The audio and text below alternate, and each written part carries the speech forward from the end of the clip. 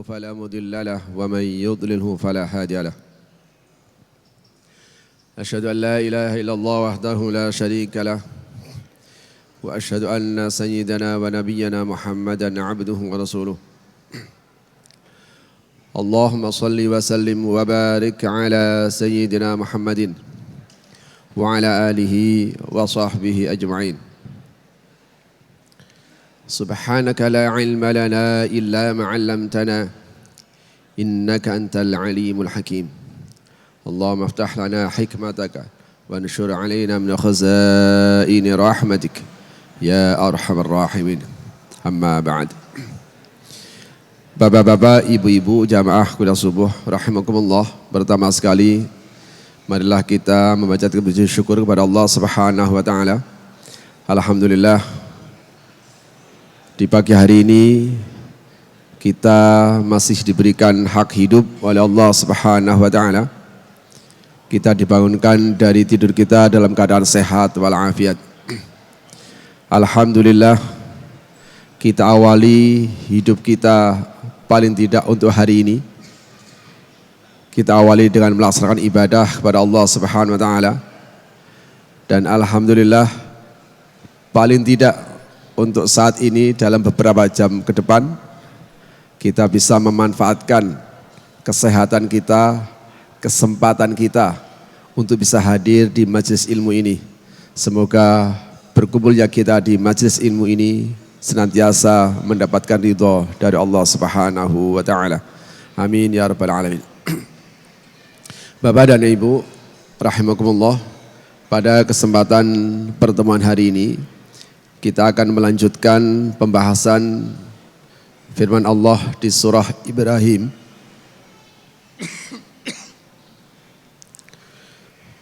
sampai pada ayat ke-6.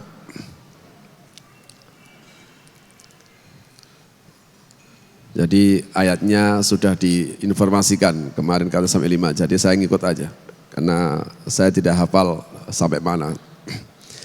A'udzu billahi minasy syaithanir rajim. Bismillahirrahmanirrahim. وإذ قال موسى لقومه اذكروا نعمة الله عليكم إذ أنجاكم من آل فرعون يسومونكم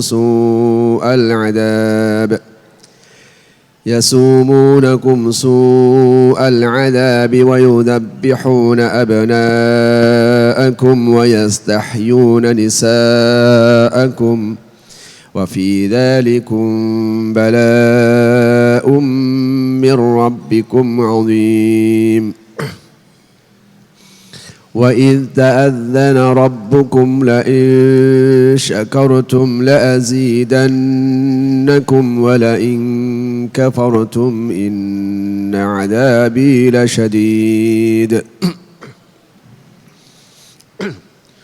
وقال موسى إن تكفروا أنتم ومن في الأرض جميعا فإن الله لغني حميد. ألم يأتكم نبأ الذين من قبلكم قوم نوح وعاد وثمود والذين من بعدهم لا يعلمهم إلا الله جاءتهم رسلهم بالبينات فردوا أيديهم في أفواههم وقالوا إنا كفرنا بما أرسلتم به وإنا لفي شك مما تدعوننا إليه مريب. صدق الله العظيم. أعوذ بالله من الشيطان الرجيم. Bismillahirrahmanirrahim. Wa idh qala, dan ingatlah ketika berkata siapa? Musa, Nabi Musa liqaumihi, kepada kaumnya. Udhkuru, ingatlah wahai kalian, yaitu Bani Israel, ni'matallah, terhadap nikmat Allah, alaikum, atas kalian. Apa bentuknya nikmat Allah itu? Id anjakum, yaitu pada saat itu Allah atau Dia menyelamatkan kalian min ali Fir'aun, dari anak buahnya Fir'aun, maksudnya Fir'aun dan seluruh anak buahnya. Bisa keluarganya sendiri, bisa anak buahnya. Yasumunakum, mereka menimpakan pada kalian su'al adab, adab yang buruk. Menyiksa kalian dengan siksaan yang biadab. Digambarkan oleh Al-Quran, wa yudhabbihun abna'akum. Mereka bukan saja menyiksa Bani Israel yang gede-gede, yang dewasa-dewasa, tapi juga wa yudhabbihun abna'akum. Mereka menyembelih anak-anak laki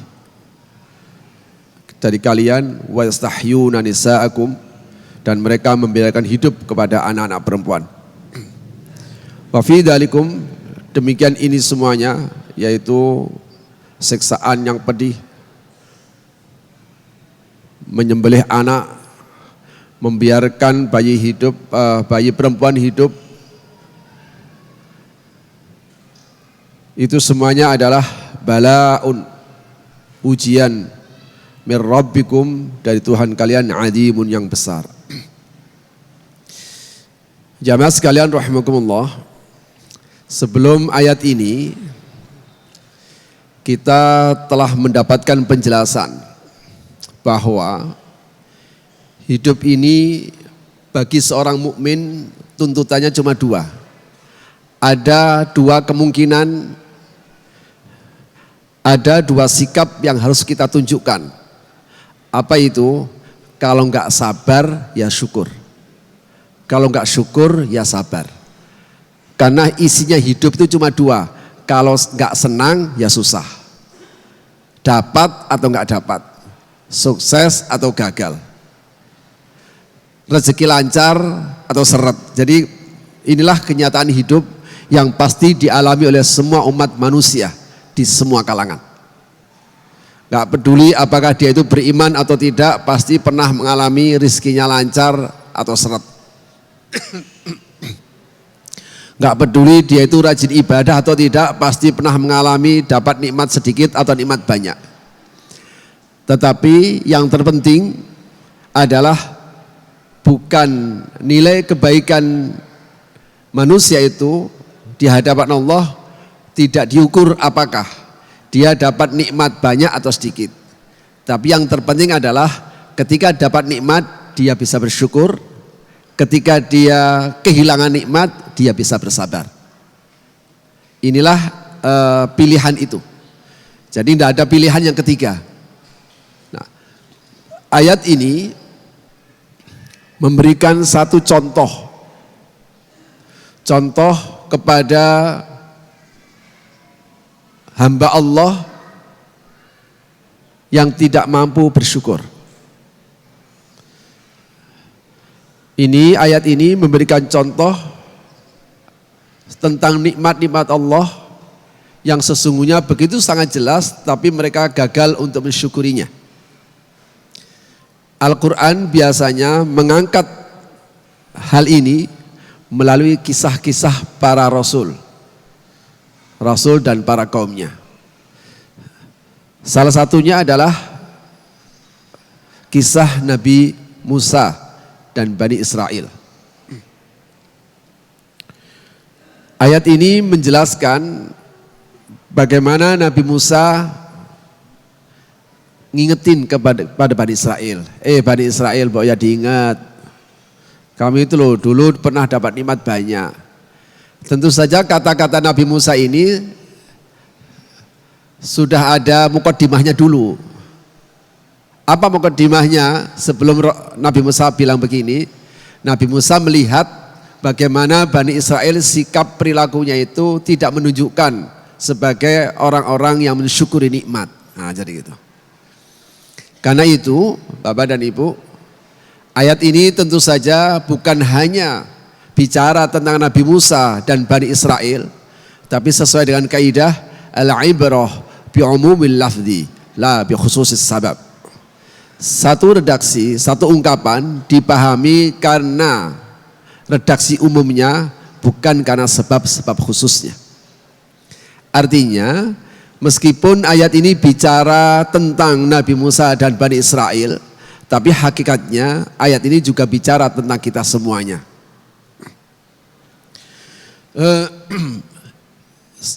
Ayat ini meskipun sesungguhnya perintahnya ingin perintah bersyukurlah kamu terhadap nikmat Allah, tapi ayat ini tidak menggunakan kata wa idh qala Musa liqaumihi ishkuru.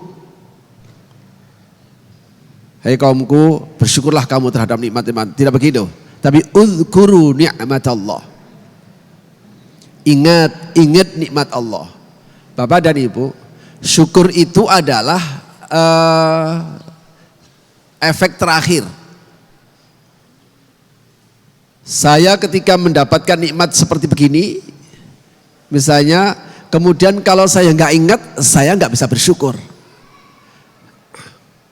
Ya, karena bisa jadi saya dapat, mungkin saat itu saya dapat kenikmatan apapun bentuknya yang bisa Bapak Ibu dapatkan, dan saat itu bisa bersyukur.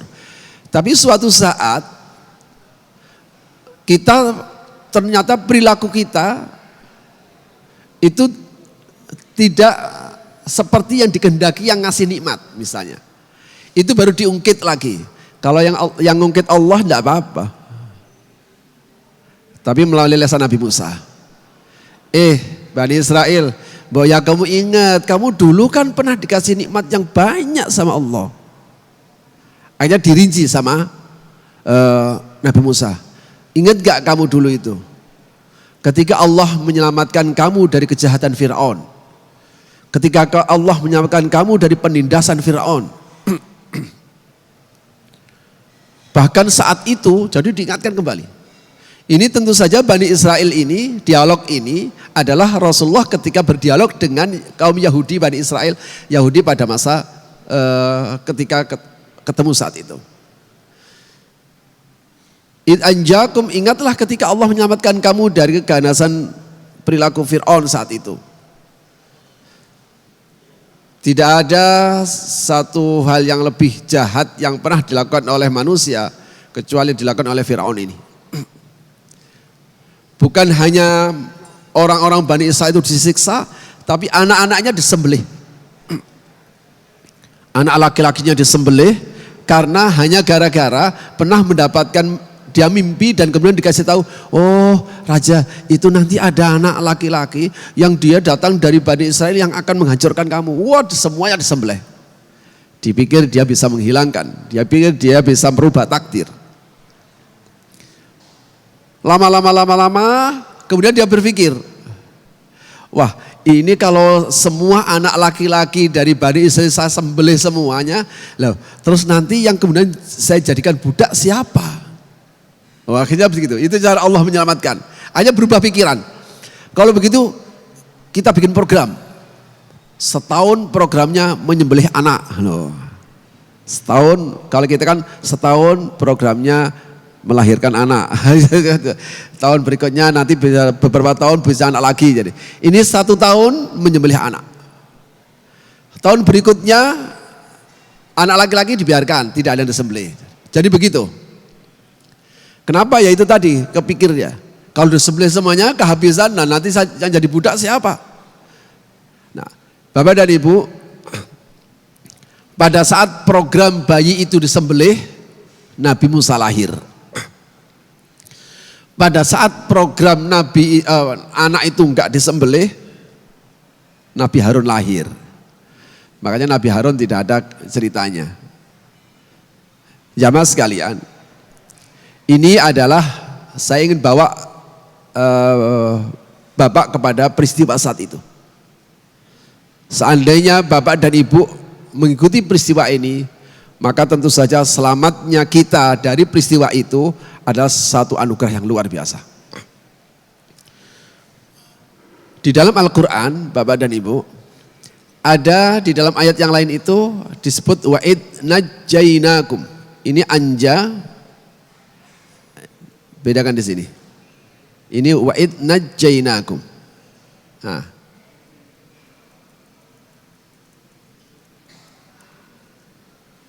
Saya copy biar lebih jelas.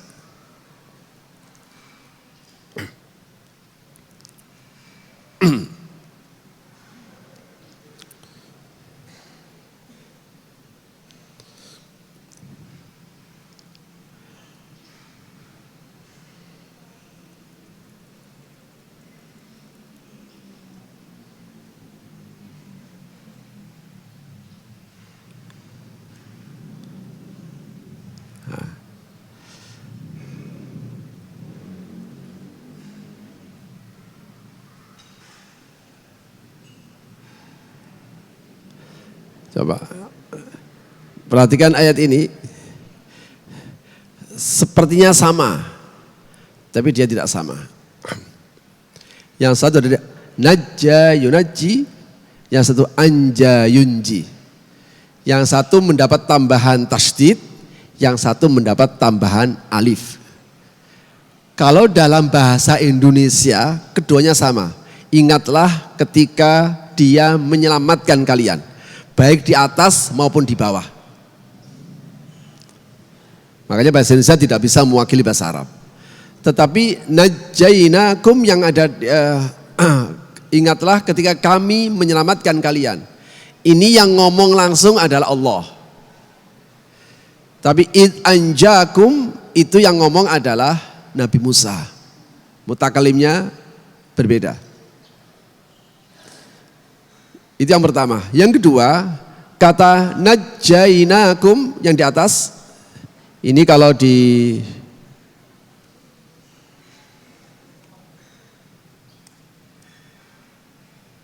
dari kalimat najja, kali ini dari kalimat anja. Nah, sini. Kali ini mendapat tambahan.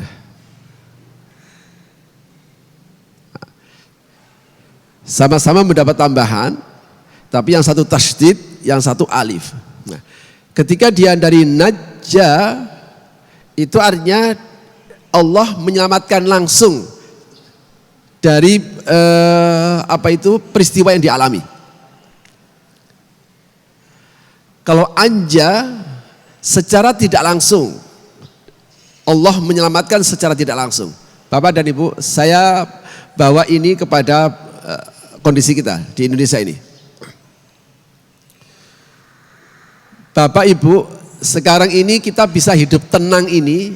Kenapa kok Bapak itu bisa tenang, menjalani aktivitas dengan tenang? Karena kita, bangsa ini diselamatkan oleh Allah dari penjajahan. Bapak Ibu ngalami?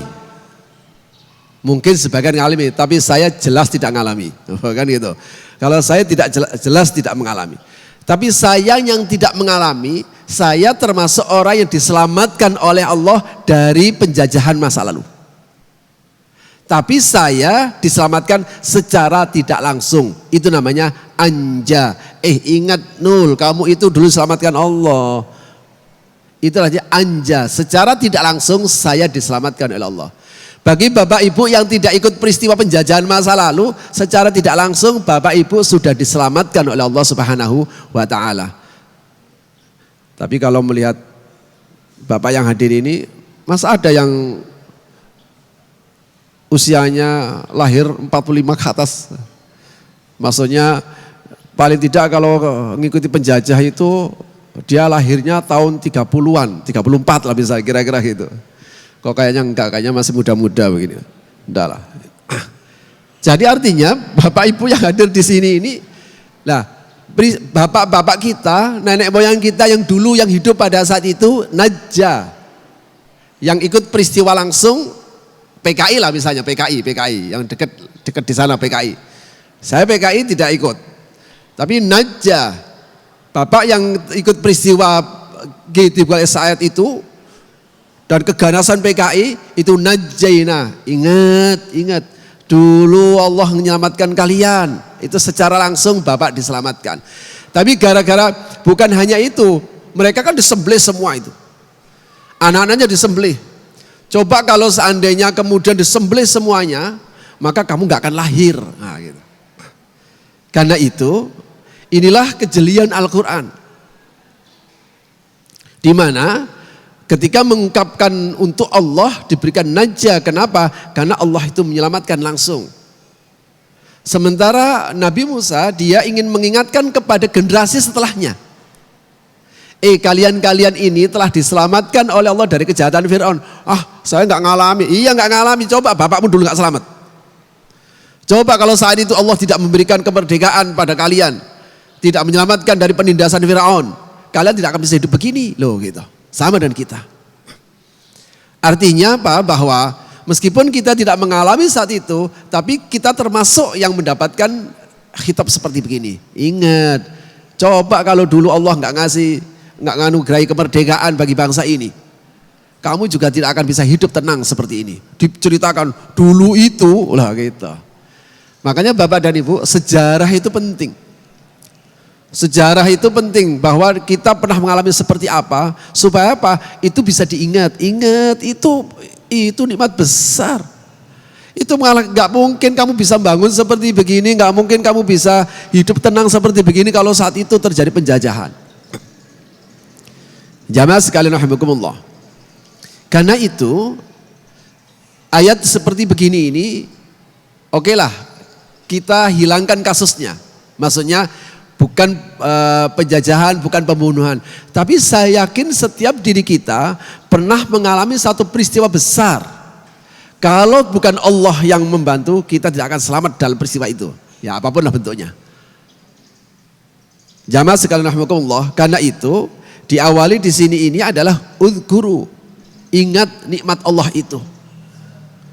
Nikmat Allah ini bukan saja nikmat sederhana Pak, tapi nikmat yang sangat besar. Jamaah sekalian, nikmat yang sangat besar dan jelas-jelas itu nikmat saja nggak bisa diingat, nggak bisa disyukuri. Apalagi nikmat yang kecil-kecil, lebih lupa lagi. Lebih lupa lagi. Nah, itu yang pertama. Yang kedua, Al-Quran mengungkapkan, kamu tahu nggak itu wa fi dzalikum bala'um min rabbikum 'adzim. Keganasan Fir'aun yang pernah menimpa bapak-bapak kalian. Keganasan kaum penjajah yang dulu pernah menimpa nenek moyang kita. Dengan segala macam apapun yang mereka lakukan. Itu sesungguhnya bala'un min rabbikum 'adzim, ujian yang berat. Bukan berarti bahwa Allah kemudian tidak suka, marah dan sebagainya. Tapi itu untuk menguji kesabaran seseorang. Jamaah sekalian, karena itu di sini oleh Imam Mutawalli Sya'rawi dijelaskan begini. Wa nabluukum bisyarri wal khairi fitnah. Balak di dalam bahasa Indonesia tidak sama dengan balak di dalam bahasa Arab. Kalau Bapak mendengar kata balak artinya apa? Bencana besar. Tapi kalau balak di dalam bahasa Arab, bahasa Al-Quran itu ujian. Karena itu kalau Bapak mengkonfirmasi di surah Anbiya, bisa dilihat ayat 35, itu ada kalimat wa nabluukum bisyarri wal khairi fitnah. Ini ayat ini diawali dengan kullu nafsin dha'iqatul maut wa nabluukum bisyarri wal khairi fitnah wa ilaina turja'un. Setiap diri pasti akan merasakan mati. Meskipun yang nggak mau mati tetap akan mati. Ya. Karena itu nggak usah takut mati, karena mati itu pasti akan terjadi. Karena itu jangan kita pertahankan hidup ini mati-matian. Kita pertahankan pun tetap mati. Ya, sampai paranoid begitu, ketakutannya luar biasa. Betapa banyak orang itu lebih senang mempertahankan hidup daripada mempersiapkan mati. Ada jadwal khusus untuk olahraga supaya sehat, tapi tidak ada jadwal khusus untuk olah jiwa supaya sehat juga. Orang secara sungguh-sungguh mempersiapkan masa depannya dengan menabung di dunia ini supaya masa depannya nanti terjamin. Tapi dia tidak sungguh-sungguh untuk mempersiapkan masa depan yang sebenarnya di akhirat. Loh, orang seperti begini ini hanya serius mempertahankan hidup tapi tidak serius untuk mempersiapkan mati setelah hidup setelah mati. Karena itu melalui ayat ini kita diingatkan kullu nafsin dha'iqatul maut, di Anbiya itu semuanya pasti akan mati. Di dalam Al-Quran ada 3 ungkapan. Sama ujungnya kullu nafsin dha'iqatul maut, tapi ayat setelahnya beda. Yang pertama, kullu nafsin dha'iqatul maut wa innama tuwaffawna ujurakum yaumal qiyamah faman zuhziha 'anil nar wa udkhilal jannah faqad faza. Setiap diri akan mati. Kenapa? Karena dengan mati itu seseorang akan mendapatkan pahala secara sempurna. Jadi Bapak Ibu, apa yang Bapak Ibu dapatkan di sini itu bukan balasan karena kita rajin beribadah, bukan balasan karena kita beriman kepada Allah. Nanti sabar nunggu mati. Wa innama tawaffauna. Karena itu di dunia ini tidak ada kebahagiaan yang sebenarnya, tidak ada kesuksesan yang sebenarnya, semua semu semuanya. Kenapa? Hidup ini sifatnya probabilitas. Sekarang sih sukses, besok gagal. Sekarang sih di atas, besok jadi mantan. Jadi begitu. Jadi meskipun Pak Presiden sekarang memberikan nomor HP-nya, siapa tahu Bapak nanti ditelepon dan diingat-ingat HP-nya. Oh, itu nomornya Pak Presiden. Ya kalau dipilih ya tidak apa-apa. Maksud saya hidup itu begitu, nanti jadi apa, nanti mantan. Jadi apa lagi, jadi mantan lagi. Jadi gitulah. Karena itu tidak ada kesuksesan yang hakiki di dunia ini. Kesuksesan yang hakiki adalah nanti nunggu mati. Siapa yang masuk surga, itulah kesuksesan yang sebenarnya. Siapa yang selamat dari neraka, itulah keberuntungan yang sebenarnya. Tapi nunggu mati. Yang satu, kullu nafsin dha'iqatul maut, summa ilaina turja'un. Setiap diri akan mati, pasti semuanya akan dikembalikan kepada Allah. Untuk apa? Untuk mendapatkan balasan tadi. Ini di surah Al-Ankabut. Sementara di surah Al-Anbiya ini, ayat 35, kullu nafsin dha'iqatul maut, wa nabluukum bisyarri wal khairi fitnah. Karena orang itu mati dan akan kembali kepada Allah. Ketika kembali kepada Allah di akhirat nanti orang baru akan mendapatkan balasannya. Yang baik dibalas kebaikannya, yang buruk dibalas keburukannya. Banyak amalnya kemudian dia masuk surga, yang banyak dosanya dia masuk neraka. Loh, sebelum manusia mendapatkan masuk surga dan masuk neraka, tentu saja perlu ada ujiannya dulu. Ujiannya itulah di dunia ini. Makanya dunia ini namanya darul ibtila. Tempat ujian terus gak pernah selesai, gak ada hasilnya, ujian terus. Kok bapak ibu melek diuji lagi, makanya enak tidur terus seharian gitu kan gak bisa. Kalau lagi tidur bapak udah lepas dari ujian, enak udah tidur. Oh kalau gitu saya mau tidur terus, oh capek pak, tidur itu capek. Karena itu melalui ayat ini diingatkan walal khaira dalilu takrim walal syarra dalilu ihanah. Bukanlah kebaikan itu indikasi kebaikan. Maksud saya, bukanlah kebaikan itu indikasi dari kemuliaan. Gara-gara diberikan nikmat yang banyak oleh Allah terus merasa dimuliakan oleh Allah, enggak. Wala syarra dalilul ihanah. Begitu juga keburukan yang kita dapatkan itu bukan dari indikasi kehinaan. Karena itu Al-Quran ngingetin, cara berpikir seperti begini ini banyak dipikir oleh manusia. Makanya Al-Quran dalam surah Al-Fajr, Bapak bisa perhatikan 15-16 ayat ini sedang menjelaskan tentang karakter manusia umumnya begitu. Kenapa? Karena gak ikut ngaji. Kalau Bapak kan bukan manusia yang biasa. Oh gitu. Umumnya manusia itu dia merasa mulia, merasa dimuliakan karena dapat rezeki banyak. Dia merasa hina dan terhinakan ketika rezekinya sedikit. Oh, itu umumnya manusia, pantas. Makanya jangan merasa senang hanya sekedar jadi manusia. Harus jadi manusia unggulan. Kalau manusia unggulan orang mukmin tidak begitu. Karena nilai kebaikannya itu bagaimana dia selalu dekat dengan Tuhan. Dalam bahasa agama namanya taqwa. Inna akramakum indallah atqakum. Sesungguhnya yang paling mulia di sisi Allah itu bagi kalian yang paling takwa. Takwa itu enggak ada urusannya rezeki lancar atau seret. Takwa itu enggak ada urusannya duitnya banyak atau sedikit. Takwa itu enggak ada urusannya orang pintar orang bodoh. Takwa itu enggak ada urusannya sekolah atau enggak sekolah. Kenapa? Karena takwa itu adalah nilai kedekatan manusia kepada Allah Subhanahu wa taala. Karena itu ayat ini diingatkan, kamu jangan suudzon sama Allah. Meskipun kelihatan kamu itu sepertinya tersiksa, tidak. Allah sedang menguji.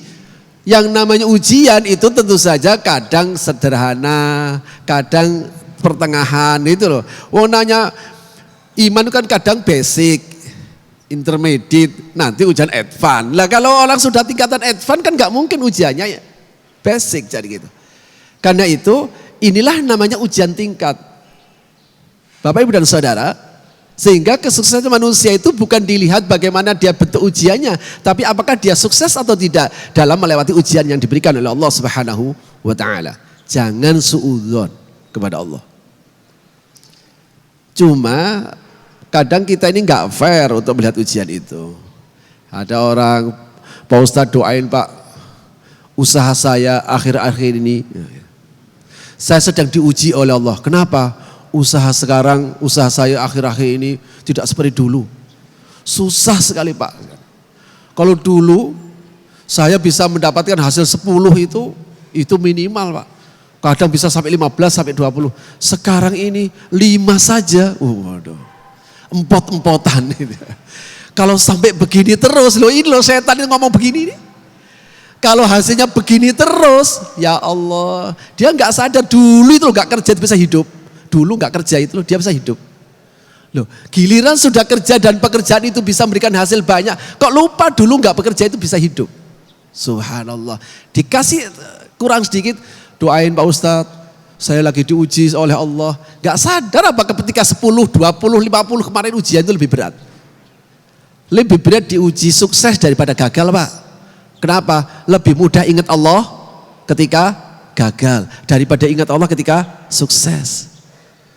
Lebih mudah ingat Allah kalau bapak ibu lagi sakit. Itu lebih mudah daripada sehat. Sehat kadang terus lupa. Jadi kalau begitu gak usah peduli dengan keadaan ini. Mau sakit kayak, mau sehat kayak, mau gagal, mau sukses.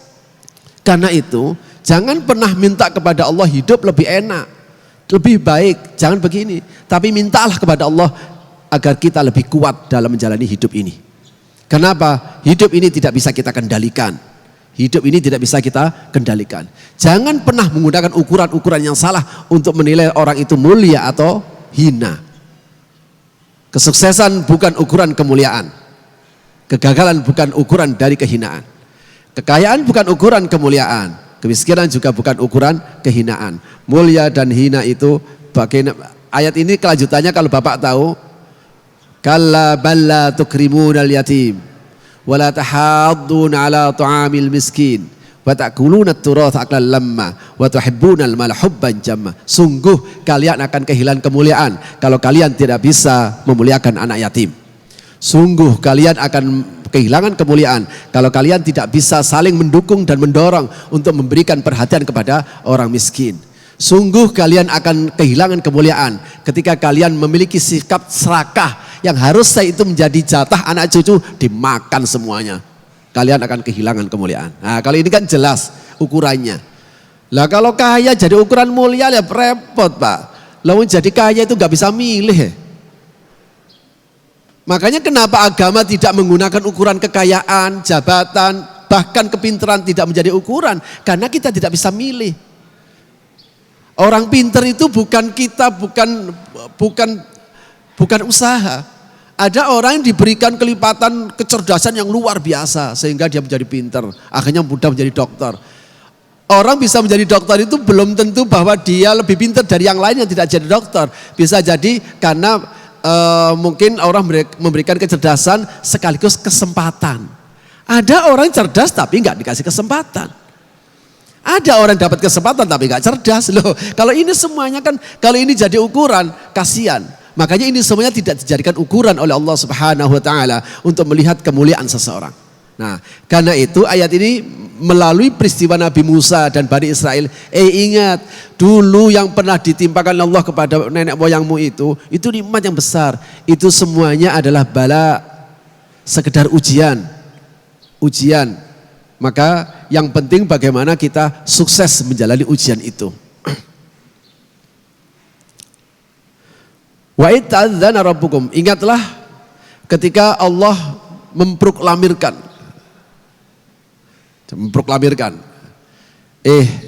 ingatlah la in syakartum la azidannakum wa la in kafartum in adabi lasyadid. Jika kalian syukur maka pasti akan aku tambah. Jika kalian kufur sesungguhnya azabku adalah pedih. Ada beberapa hal yang bisa kita jelaskan di sini. Yang pertama, kalau kalian bersyukur, pasti akan aku tambah. Bapak dan Ibu, nikmat itu Allah yang ngasih. Memang terkadang ada yang bisa dapat secara langsung, bisa dapat secara tidak langsung.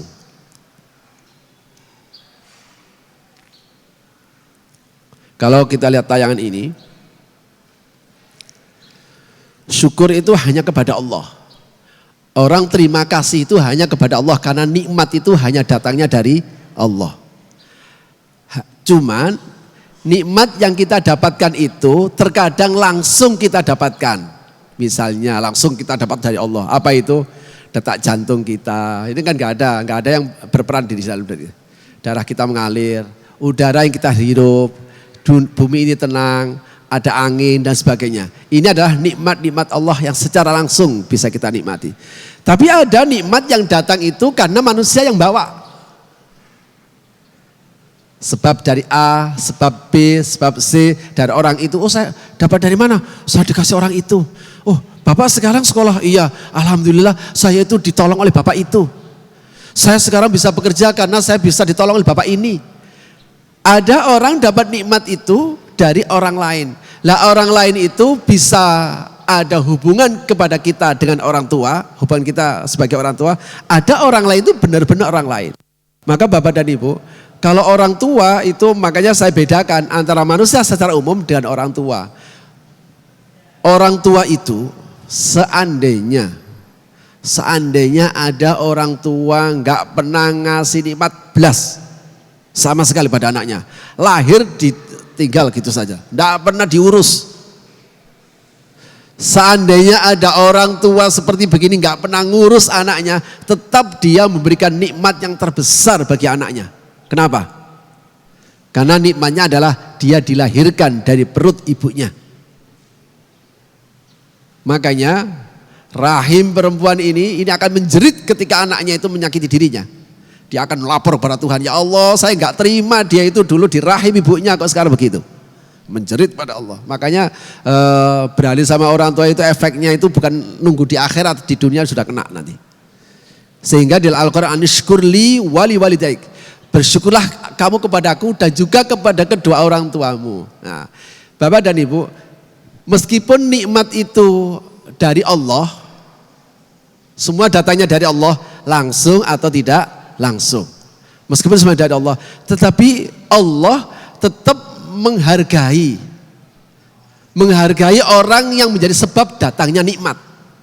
Sebab datangnya nikmat. Orang tua tadi itu, apa yang harus kita lakukan kepada orang tua? Yang mendoakan, Rabbighfirli wali walidayya warhamhuma kama rabbayani shaghira. Paling tidak itu yang kita lakukan.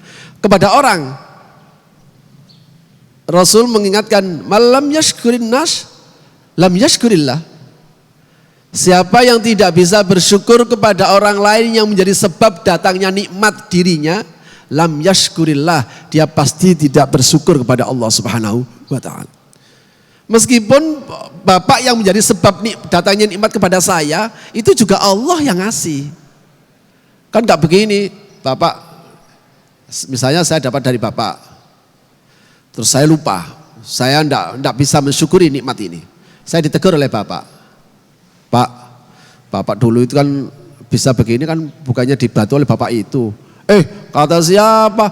Saya bisa begini ya Allah yang ngasih, kebetulan aja dari bapak itu. Lah, sombong banget. Tidak begini dalam teori Islam. Meskipun datangnya nikmat yang saya dapatkan memang dari Allah, tapi bapak adalah ditunjuk oleh Allah datangnya nikmat pada saya. Sehingga saya bisa bekerja, sehingga saya bisa belajar, sehingga bisa dapat ini dan itu. Ini semuanya, inilah cara Allah untuk mendidik. Nah, karena itu, ada nikmat syukur itu dengan hati. Hakikat syukur itu Bapak Ibu, hakikat syukur adalah menggunakan potensi nikmat yang ada dalam diri kita untuk melakukan hal-hal yang diridhoi dan dicintainya. Itu yang pertama. Yang kedua, menggunakan potensi nikmat yang ada dalam diri kita untuk memberikan kemanfaatan bagi orang lain. Itu namanya hakikatus syukri. Jadi bukan, ayo syukuran apa? Ya andok gitu ya, makan bersama, enggak apa-apa. Tetapi lebih konkret adalah menggunakan harta ini untuk melakukan hal-hal yang diridhoi oleh Allah.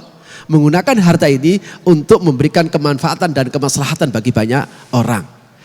Tapi ini ada urutannya, karena yang namanya target ada urutan pertama dulu. Langkah-langkahnya sebelum sampai pada titik terakhir. Apa langkah pertama? Kita harus syukur dengan kolbunya dulu.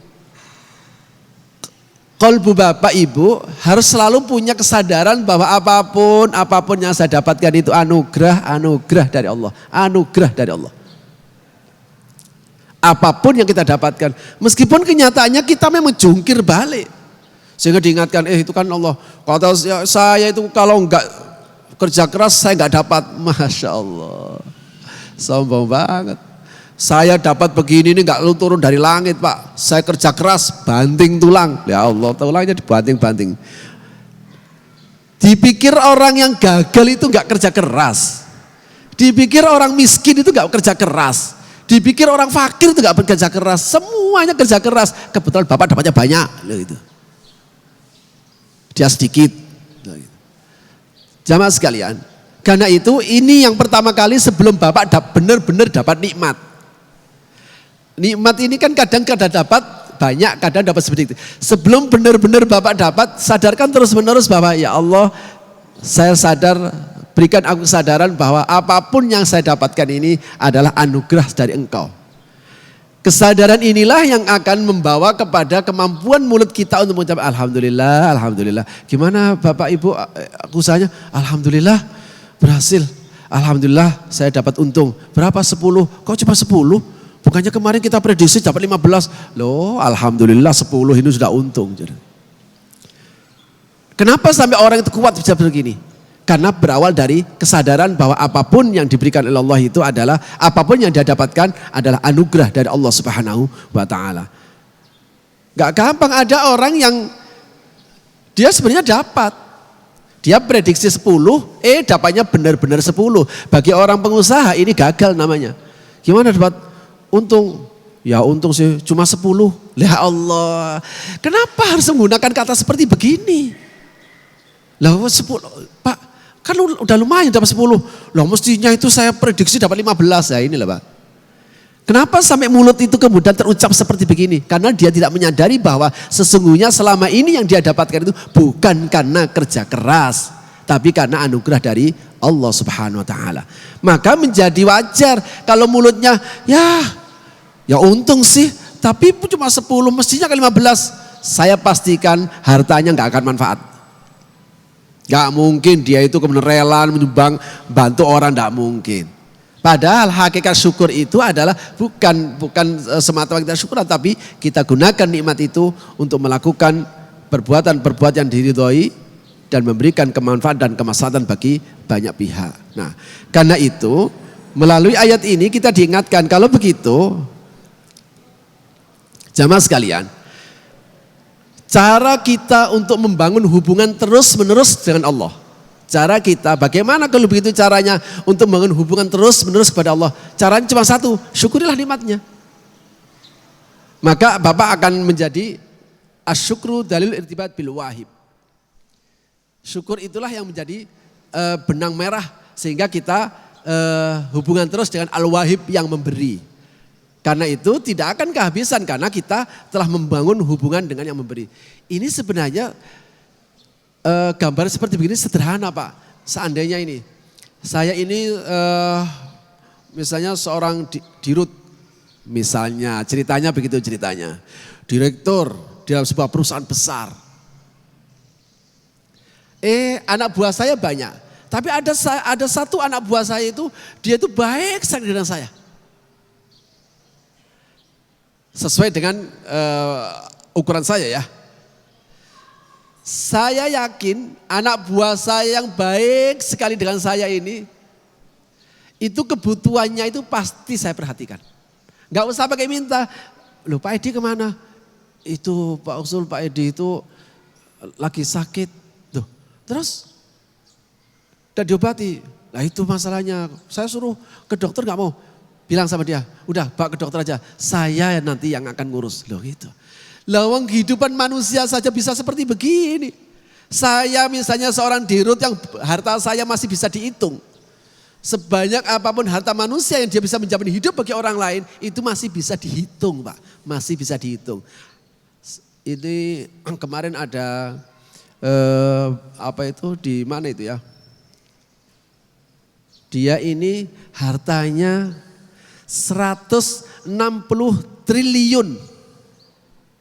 Kalau ini dibelikan air, dawet nenggelamkan se-Indonesia. 160 triliun. Meskipun dia itu punya uang 160 triliun, ini dia tidak memiliki dunia dan seisinya. Uangnya dia orang paling kaya di dunia. Loh, seandainya kita baik sama dia, leha-leha Bapak. Leha-leha dengan orang yang uangnya 160 triliun. Padahal dia tidak punya dunia dan seisinya. Masuk enggak logika ini? Masuk. Apalagi kalau Bapak baiknya sama Allah, Rabbul Alamin, sang pemilik jagat raya ini. Tidak mungkin Bapak akan disia-siakan. Tidak mungkin. Karena itu jangan pernah suudzon sama Allah. Allah hanya ingin muji sementara. Kamu itu seberapa kuat untuk beriman pada aku atau tidak.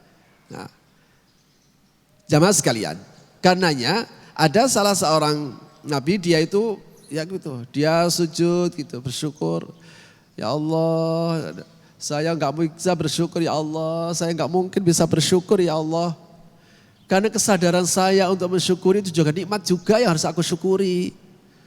Tumbuhnya kesadaran atas sebuah kesadaran terhadap nikmat itu juga nikmat juga harus disyukuri. Jadi tumpuk undung. Bapak dan Ibu, jangan pernah berpikir bahwa kemampuan seseorang bersyukur itulah kemampuan inherent ada dalam diri kita. Tidak, itu anugerah. Orang bisa saja dapat nikmat tapi nggak bisa bersyukur.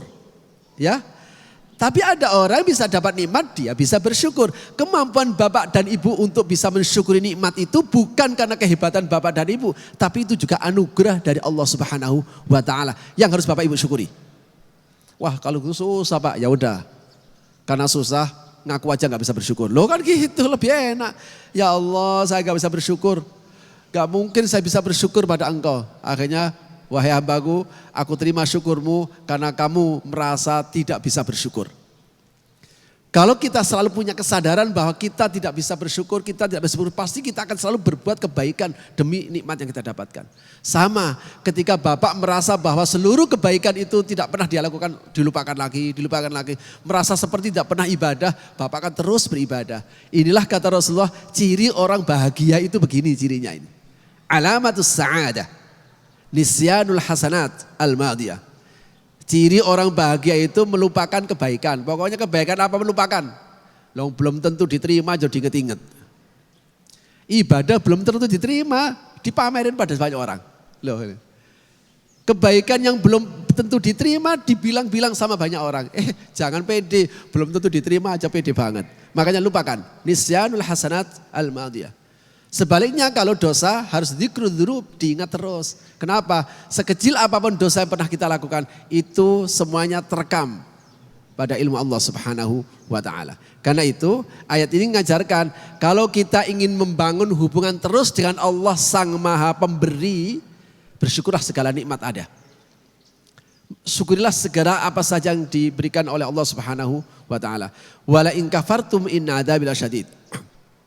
Ayat ini secara teks kalau orang enggak bersyukur dia akan kafir. Tapi kafir yang dimaksudkan di sini ini bukan kafir akidah. Oh, karena enggak bisa bersyukur berarti dia keluar dari Islam. Oh, tidak. Kafir itu ada dua. Ada kafir yang menyangkut akidah, lawannya iman. Ada kafir menyangkut perilaku, lawannya syukur. Nah, gitu. Orang bisa kedua-duanya, akidahnya kafir, perilakunya juga kafir. Ada ya? Ada. Yang kedua, ada orang yang akidahnya kafir, perilakunya mencerminkan syukur. Ada tidak? Ada. Orang-orang kafir yang Bapak Ibu anggap baik tadi itu. Saya itu punya teman Pak, dia itu waduh orangnya itu baik, dermawan. Pokoknya dia itu apa saja, luar biasa dia ini. Nah ini namanya kafir akidahnya, syukur perilakunya. Yang ketiga,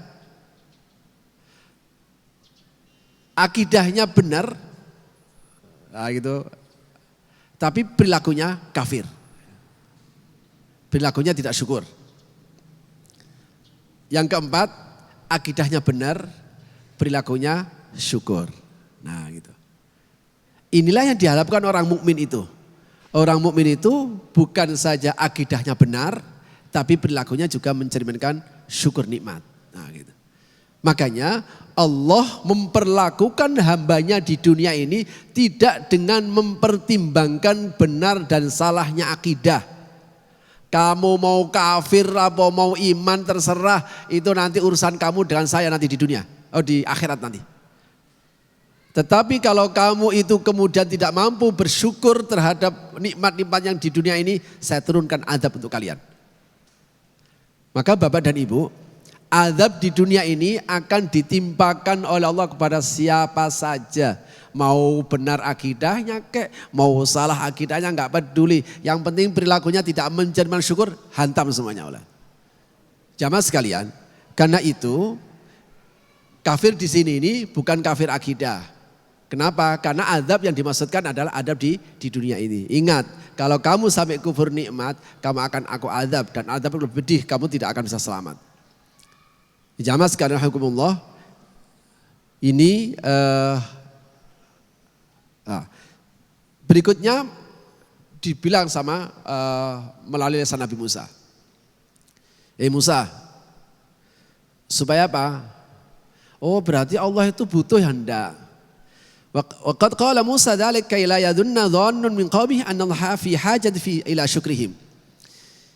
Allah ingin menyatakan kepada kita melalui lisan Nabi Musa, melalui Al-Quran, Al-Quran Rasulullah, terus sehingga kita baca Al-Quran.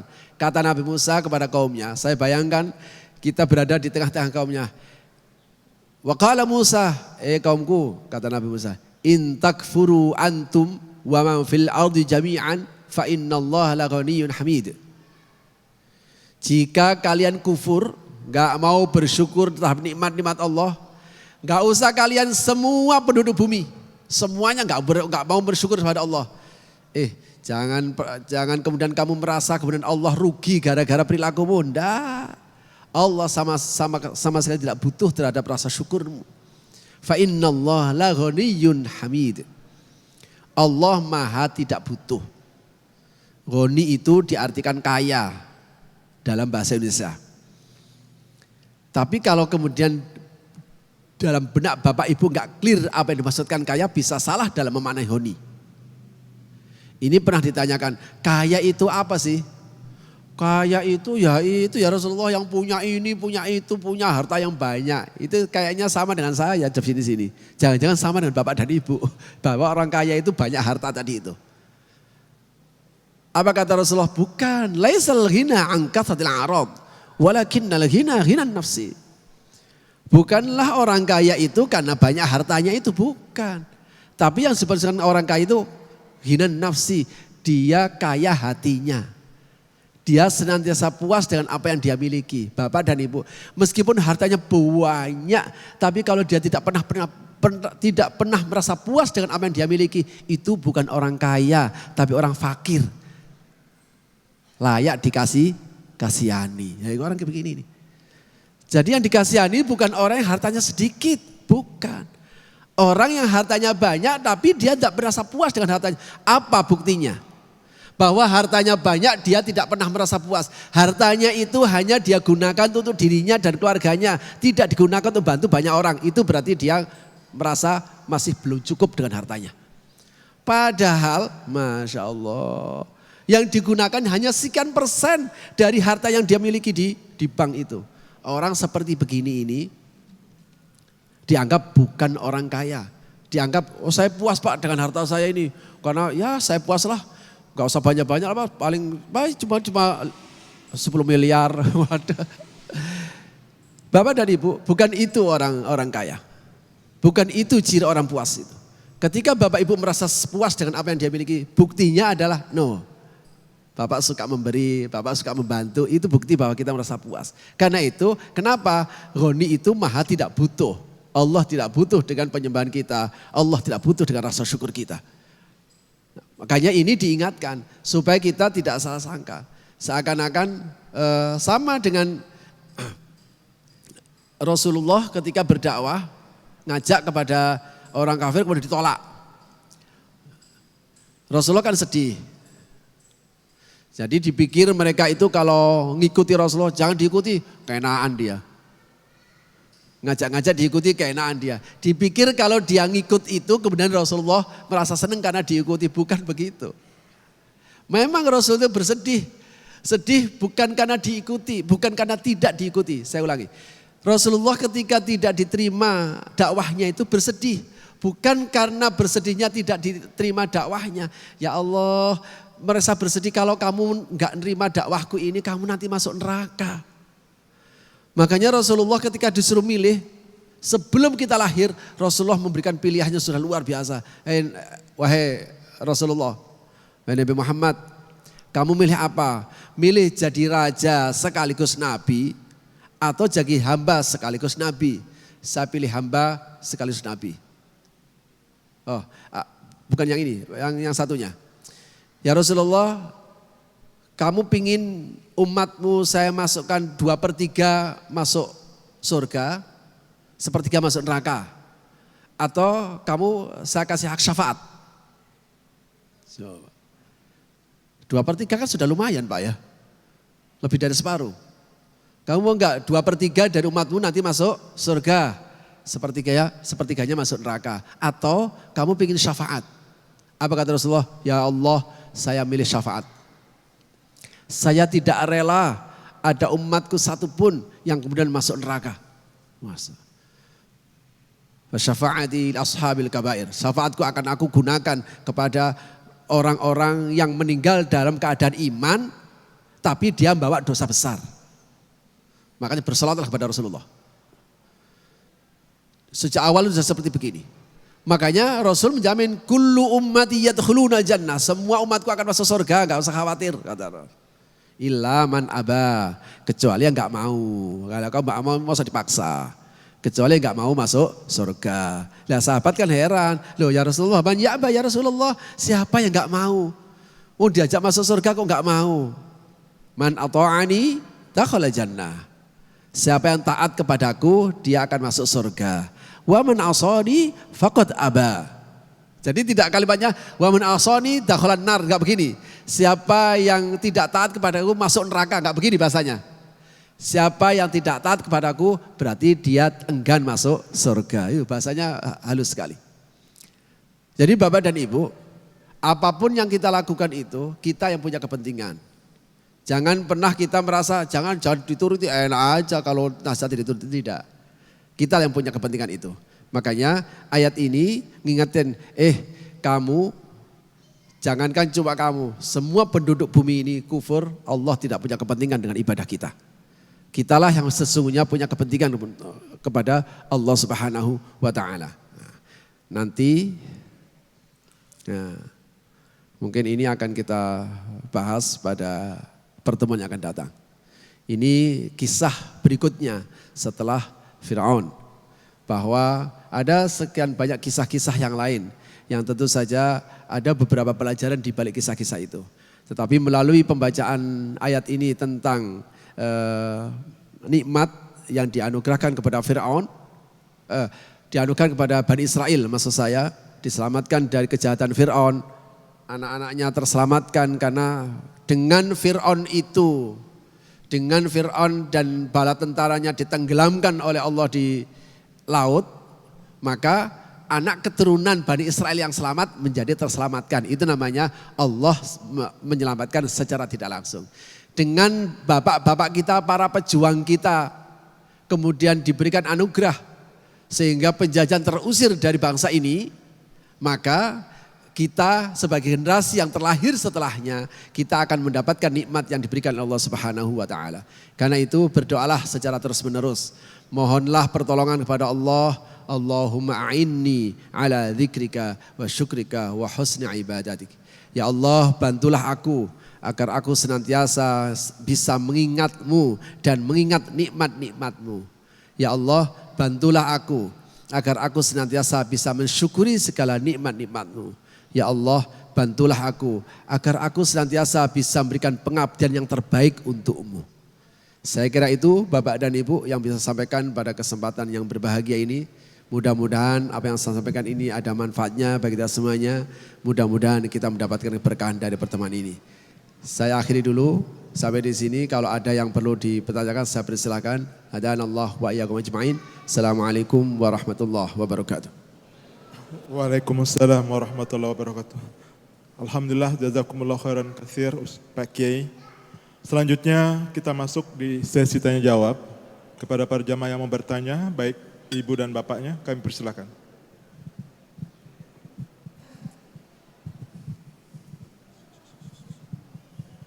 Assalamualaikum warahmatullahi wabarakatuh. Terlebih dahulu saya mohon maaf kepada Bapak Kiai, saya memberanikan diri untuk bertanya. Saya khawatir kalau saya tidak bertanya, kebodohan saya ini ke bawah sampai mati, Bapak Kiai. Tadi dikatakan bahwa di dalam surat yang Bapak Kiai beberkan, ada satu kata zainakum dan anzainakum. Huruf hamzah dengan patah di depannya ternyata memang berkorelasi, tetapi mengandung maksud dan tujuan yang beda. Dari dasar itu saya melihat dalam Al-Quran ini yang 30 juz 144 surat itu ada bagian kecil yang sampai sekarang saya tidak tahu artinya, Bapak Kiai. Ada bagian kecil yang sampai sekarang tidak tahu artinya. Padahal Al-Quran itu merupakan petunjuk bagi orang yang bertakwa. Hudal lil muttaqin, bahwa dikatakan bukan hanya orang bertakwa saja, hudal linnas, untuk semua manusia. Jadi kemungkinan yang bagian kecil itu ada artinya, cuma saya saja yang tidak tahu. Sebagai contoh alif lam mim. Sampai sekarang saya tidak tahu artinya, Pak. Kalau dibilang tidak ada artinya tidak mungkin.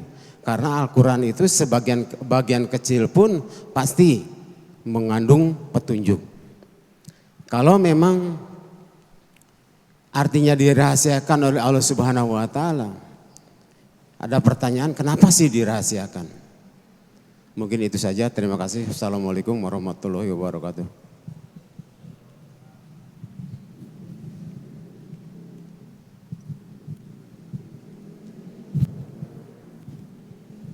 Ada lagi?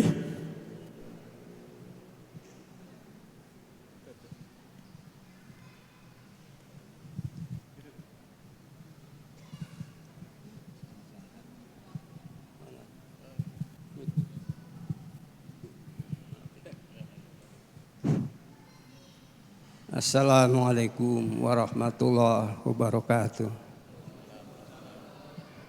Pak Kiai yang kami hormati, mudah-mudahan berkah panjang umur Pak Kiai. Kami Subakti Supriyadi mohon maaf Pak Kiai bertanya ya. Tadi Pak Kiai menyebutkan bahwa orang yang beriman dihadapkan kepada dua hal. Yaitu kalau diberikan nikmat atau kesenangan bersyukur. Kemudian kalau diberikan kesusahan atau kesulitan bersabar. Itu emang kehidupan di dunia. Nah, sekarang bagaimana Pak Kiai itu selalu diabaikan oleh orang-orang yang beriman, dua hal itu. Sekarang bagaimana agar kita beristiqomah ya untuk menghadapi dua hal itu ya. Karena Allah juga mengingatkan la in syakartum la ajidanakum wa la in kafartum inna azabil lasyadid. Ya, sedangkan itu kita selalu memang berpedoman kepada Al-Qur'an. Ya. Bagaimana supaya kita beristiqomah menghadapi dua hal itu tadi, ya, yang ujung-ujungnya yang orang beriman itu kan supaya sukses hidup di dunia akhirat, yaitu orang yang sukses katanya apabila di akhirat masuk surga. Bagaimana Kiai seperti itu halnya? Apakah melalui doa? Apakah melalui hal-hal lainnya ya supaya kita tergolong orang yang sukses Pak Kiai. Seperti itu tolong diberikan pencerahan kepada kami hadirin sekalian. Semoga Allah meridhoi semua perbuatan kita. Amin. Ya Rabbal Alamin. Wabillahi taufiq wal hidayah. Assalamualaikum warahmatullahi wabarakatuh.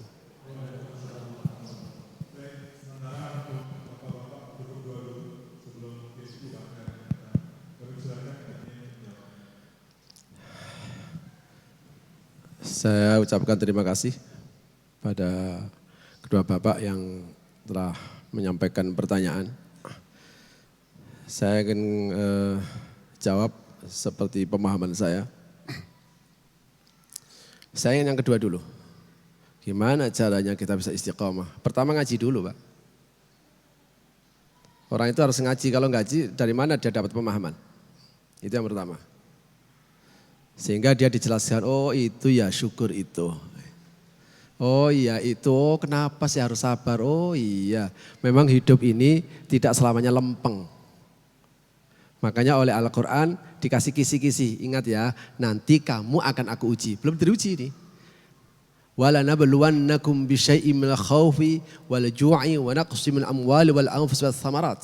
Sungguh kami akan uji kalian. Belum diuji kan? Berarti kisi-kisi. Oh ternyata kenapa? Karena hidup ini terkadang menimbulkan kita rasa sedih. Ada peristiwa menimbulkan kita rasa takut. Ada peristiwa yang menjadikan kita kekurangan hasil. Ada peristiwa kehilangan orang yang kita cintai. Loh ini ada satu peristiwa yang pasti akan dialami. Karena Al-Quran Allah sayang pada kita, ingat itu nanti pasti akan terjadi pada kamu. Akhirnya kata Allah, wahai Nabi Muhammad, kasih kabar gembira bagi orang sabar. Nah, kalau begitu bagaimana kita kalau bersyukur? Pertama ngaji dulu. Dia ketika ngaji harus dijelaskan syukur itu seperti ini, sabar seperti begini. Kalau sabar kata Al-Quran begini, pokoknya ketika kamu tertimpa musibah ucapkan inna lillahi wa inna ilaihi raji'un. Allahumma ajurni fi musibati fakhluf li khairan minha. Ya Allah, berikan pahala melalui musibah yang aku dapatkan ini. Dan berikan ganti yang terbaik gara-gara musibah ini. Selebihnya doa, ya saya tidak bisa menjamin ya. Apakah Bapak bisa tetap istiqomah atau tidak? Saya gak bisa jamin diri saya kok. Saya menyampaikan begini loh, syukur itu kayak begini, sabar kayak begini. Selanjutnya berdoalah kepada Allah. Bareng-bareng jangan pernah berhenti untuk selalu mohon berdoa kepada Allah. Ya Allah, makanya doa ini doa yang diajarkan langsung oleh Rasulullah melalui sahabatnya Mu'adz bin Jabal. Allahumma a'inni ala dzikrika wa syukrika wa husni ibadatik. Sama doa yang diajarkan oleh Rasulullah tapi melalui Abu Bakar, yaitu ketika Abu Bakar ketemu ayat innal ladzina qalu rabbunallah tsumma istaqamu, apa kemudian Allahumma rzuqnil istiqamah. Allahumma rzuqnal istiqamah, ya Allah berikan aku karunia untuk istiqamah. Kalau sudah seperti begini ini sudah melewati batas-batas manusia Pak. Hanya Allah yang memberi. Tetapi harus ada pemahaman lebih dulu. Ilmul yakin. Habis itu kemudian kita bawa pada ainul yakin. Bagaimana keyakinan yang Bapak dapatkan melalui ilmu di majelis ini kita buktikan di luar. Memang benar, oh ya memang benar loh. Nikmat itu Allah yang ngasih. Memang benar rezeki itu Allah yang ngatur. Memang benar bahwa semuanya itu di luar. Supaya nanti peristiwa di luar itu benar-benar mantap pada diri kita, berdoalah supaya menjadi hakul yakin. Ya, keyakinan yang mantap di dalam diri kita. Jadi makanya saya di beberapa masjid selalu saya sampaikan, saya tidak pernah percaya ada orang bisa menyikapi hidup ini dengan baik tanpa ngaji. Enggak bisa Pak. Loh yang ngaji aja salah-salah kok. Yang sudah ngaji loh kadang enggak paham-paham. Yang sudah ngaji itu kadang perilakunya masih tidak seperti yang disampaikan loh. Sama ustadznya juga begitu. Jadi enggak mungkin ada orang bisa menyikapi hidup dengan baik tanpa ngaji. Itu yang pertama. Yang kedua, tidak mungkin orang itu bisa menjadi baik tanpa pertolongan dari Allah Subhanahu wa taala.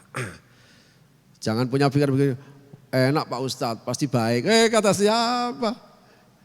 Ustadz ini malah lebih bahaya ini.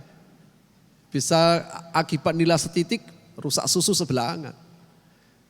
Kalau sampai para ustadz itu kemudian dia tidak mengamalkan kabur maketan, dosanya lebih besar. Mu'adzabun min qabli ubadil wasan, dia akan diadab lebih dulu daripada penyembah berhala. Jadi kalau harus milih posisi, saya lebih milih posisi seperti Bapak daripada saya di sini. Itu yang pertama. Yang kedua, Pak, tahu arti itu tidak sama dengan tahu maksud. Anggap saja Bapak tahu artinya melalui terjemah, itu bukan maksud dari ayat. Enggak usah merasa khawatir kalau Bapak enggak tahu artinya. Jangan-jangan maksudnya seluruh Al-Quran enggak tahu. Karena tafsir itu adalah kerja ilmiah. Tahu arti itu bukan tahu maksud. Saya berikan contoh. Ya ayyuhalladzina amanu la taqrabus salata wa antum sukara hatta ta'lamu ma taqulun. Sampai di sini saya bacanya.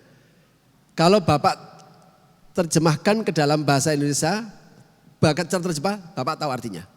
Wahai orang-orang yang beriman, janganlah kamu mendekati sholat sementara kamu dalam keadaan mabuk, hatta ta'lamu ma taqulun, sehingga kamu sadar atas apa yang kamu ucapkan. Sehingga kamu mengetahui atas apa kamu ucapkan. Jadi menurut ayat ini yang dilarang itu bukan mabuknya, yang dilarang adalah ketika sholat dalam keadaan mabuk. Oh ini hati-hati ya. Benar tidak ayat ini? Ayat ini seperti begitu Pak. Terjemahnya jelas. Hei orang beriman, jangan kamu sholat dalam keadaan mabuk sampai kamu sadar. Setelah sadar sholat. Setelah sholat mabuk lagi. Setelah mabuk sholat lagi. Apakah begini? Rusaklah ayat ini.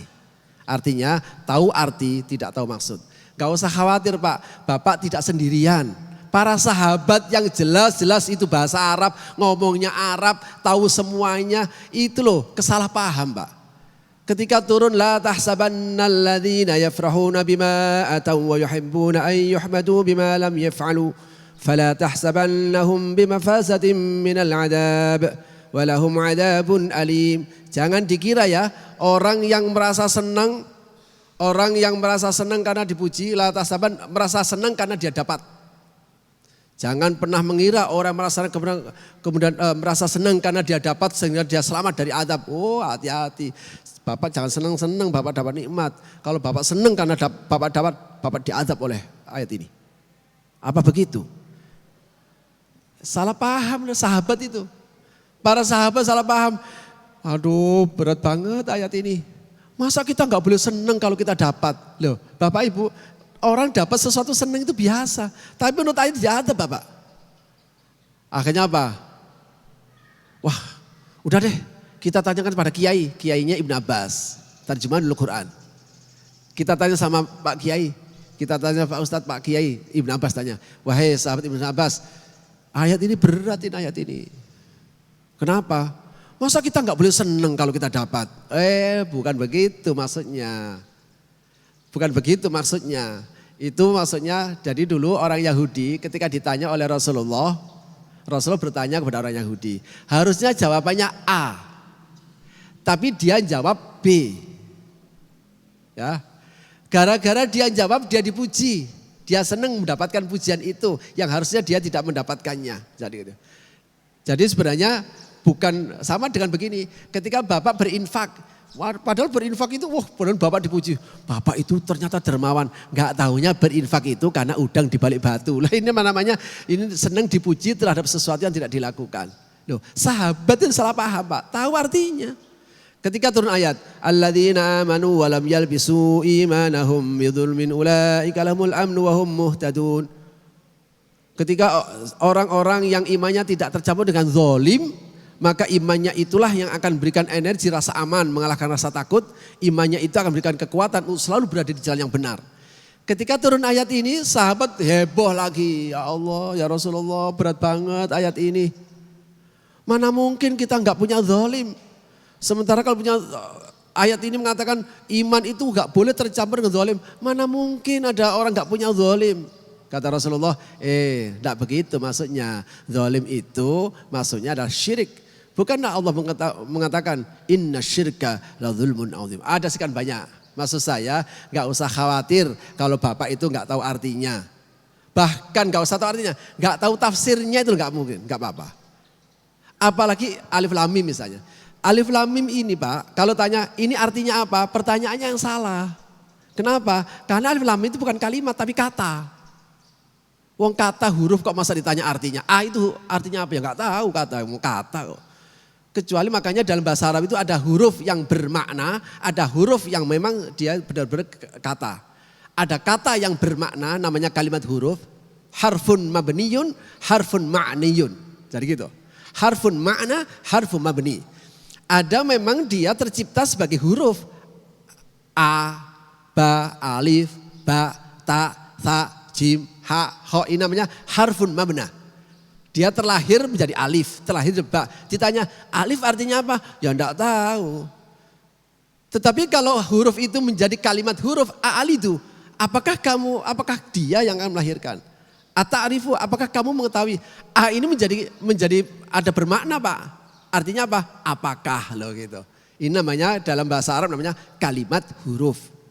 Tapi dia tidak sempurna, namanya harfun makna. Nah gitu. Nah, alif lam mim ini termasuk harfun mabna. Dia memang sejak awal diciptakan alif itu alif, lam dan mim. Untuk apa seperti begini? Ini justru menjadi bukti dari mukjizatnya Al-Qur'an. Bapak bisa lihat di tayangan di atas. Di atas Bapak baca apa? Alif lam mim. Di bawah? Di bawah bacanya apa? Alam taro. Loh, dari mana Bapak tahu? Kalau di atas alif lam mim, di bawah alam taro. Tulisannya sama. Nah kan ada harokatnya Pak. Loh, kata siapa? Harokat Rasul yang ngasih? Tidak. Harokatnya yang ngasih Abul Aswad Ad-Du'ali jauh setelah Rasulullah. Dulu itu jeleger begini ini, bahkan lebih jelek dari tulisan saya ini. Karena manuskrip. Jadi Rasulullah itu yang satu huruf, yang satu ismu nama, yang di atas alif lam mim, yang di bawah musamma namanya. Yang disandangi. Sama dengan orang bilang, anak kecil itu bisa ngomong, selama dia bisa ngomong, maka dia bisa mengucapkan kata.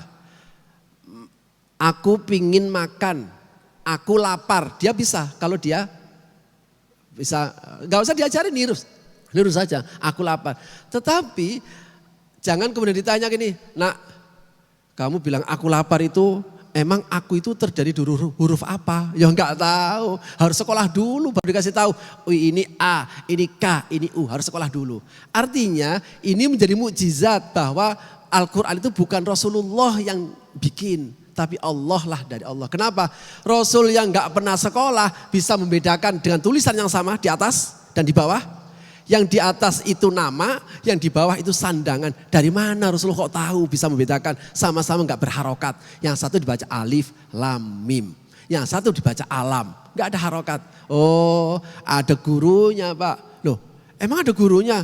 Kan Rasulullah tidak pernah keluar dari daerahnya untuk belajar. Oh gurunya malaikat Jibril langsung dari Allah Subhanahu wa ta'ala. Loh itu mukjizat. Yang kedua, Alif Lam Mim, Toha, Yasin, Ain, Sin, Qaf. Inilah yang menjadi satu alasan bahwa baca Al-Quran meskipun gak tahu artinya, gak tahu maknanya, gak tahu maksudnya, tetap Bapak akan mendapatkan kebaikan. Di sini enaknya itu. Makanya kata hadis, siapa yang membaca satu huruf dari kitab Allah, maka baginya satu kebaikan. Satu kebaikan akan dilibatkan menjadi 10 kebaikan. Kata Rasulullah, aku tidak mengatakan alif lam mim satu huruf. Tapi aku katakan alif satu huruf, lam satu huruf, mim satu huruf. Tidak benar bahwa kita mendapatkan pahala dari bacaan Al-Quran kita tahu artinya. Tidak benar. Tahu bahkan kalau harus seperti begini mestinya bukan tahu artinya, tahu maksudnya. Tidak benar. Sahabat segitu banyak itu yang ahli tafsir hanya bisa dihitung Pak. Yang menjadi sumber mufassir, sumber tafsir hanya bisa dihitung. Selebihnya mereka membaca Al-Quran. Jadi yang didorong oleh Rasulullah itu adalah jangan kemudian memang Al-Quran itu kan Al-Quran untuk manusia. Iya memang benar tapi harus ada yang ngasih pemahaman. Saya berikan ilustrasi sederhana sebelum saya tutup. Supaya tidak salah paham. Suatu saat saya beli mesin cuci. Mesin cuci yang satu tabung, asalnya 2 tabung. Saya beli cuci kebetulan bikinan Korea. Wah ini gimana Pak mengoperasikannya? Tenang aja Pak, ini sudah ada buku petunjuknya. Pokoknya Bapak ikut buku petunjuk ini, Bapak akan bisa mengoperasikan ini. Wah ya nggak bisa lah Pak, kan bahasa Korea. Nggak usah khawatir, ada terjemahannya. Buku petunjuk ini sudah pakai bahasa Indonesia. Saya lihat, oh bahasa Indonesia gampang. Saya sampai rumah, saya tata sama istri saya. Dek, persis seperti buku petunjuk yang ada. Ternyata tidak beroperasi Pak. Marah-marah saya. Ini mesin cuci ini rusak ini. Tadi gak dipraktekin, oh marah-marah aja deh. Akhirnya saya telepon ke teman saya yang paham mesin cuci. Dia datanglah di sana. Buku petunjuk ini yang saya pegang, gak dipegang sama dia. Saya tetap saya pegang, dia cuma lihat, tek. Saya tunggu dia dari belakang, tahu-tahu ada suara, air keluar. Dan saya heran, loh kok bisa keluar airnya?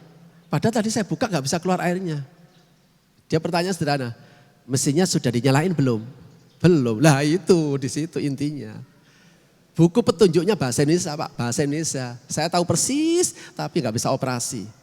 Kesalahpahaman munculnya pemahaman-pemahaman radikal dan fundamentalis. Itu karena dia merujuk langsung pada Al-Quran dan melalui terjemah. Wa qatilul ladzina la yu'minuna billahi wal yaumil akhir. Perangi orang tidak beriman pada Allah dan hari akhir. Habislah manusia semua ini. Perangi orang tidak beriman pada hari akhir. Orang non muslim semua enggak beriman pada hari akhir. Bapak padahal kolega Bapak semuanya muslim? Tidak. Oh, saya bunuh dia. Loh makanya inilah kemudian munculnya gerakan-gerakan teroris itu dari sini Pak. Memahami ayat ini langsung dari terjemah tadi. Jadi gak usah khawatir, gak tahu arti gak apa-apa. Gak tahu maksud gak apa-apa. Yang penting Bapak makanya hadir di majelis ilmu. Karena itu hidup ini kata Rasulullah cuma 1 dari 4. Kun aliman. Kalau bisa ngajar Al-Quran. Gak bisa lah Pak, saya kan gak punya pengetahuan. Ya udahlah, au muta'aliman. Kalau bisa mau belajar supaya jadi alim. Ya terlambat lah Pak, sudah tua. Ya udah, au mustami'an. Hadir di pengajian Al-Quran supaya bisa dengerin artinya dan maksudnya. supaya bisa dijelaskan isinya. Saya itu sebenarnya pingin hadir tapi saya itu selalu nggak punya waktu loh. Itu loh masih ditolerir sama Rasulullah. Ya udahlah nggak apa-apa. Kalau kamu tidak yang tiga, yang keempat, au muhibban. Bagaimana caranya itu kamu punya cinta kepada Al-Quran dan pengajian Al-Quran. Udah titik di situ. Wala takun khamisan. Jangan yang nomor 5. Nomor 5 itu apa? Enggak semuanya. Ngajar enggak, belajar enggak, dengerin enggak, cinta enggak. Jadi Bapak dan Ibu bersyukurlah, makanya ini adalah Riyadul Jannah fil Ard. Surga di dunia ya ini nih. Bersyukurlah kita semua bisa hadir di sini. Ini bukan dari saya, saya tinggal baca kok. Sehingga saya dengarkan dari penjelasan ini, saya juga mendengarkan. Penjelasan ini Bapak Ibu juga mendengarin. Jadi kita sama-sama mendengarkan, karena itu, oh itu ya Allah, mudah-mudahan kau berikan kekuatan lahir dan batin untuk bisa memahaminya. Punya kekuatan lahir dan batin untuk bisa mengamalkannya. Kekuatan lahir dan batin untuk bisa mendakwahkannya. Amin ya rabbal alamin. Saya kira itu Bapak dan Ibu yang bisa saya respon dari pertanyaan ini. Terima kasih atas perhatiannya. Mohon maaf atas segala kekurangannya karena kita sudah cukup siang. Saya akhiri sampai di sini. Hadanallahu wa iyyakum ajma'in. Subhanallahi wa bihamdihi asyhadu an la ilaha illa anta astaghfiruka wa atubu ilaik. Wallahu a'lam bissawab. Assalamualaikum warahmatullahi wabarakatuh.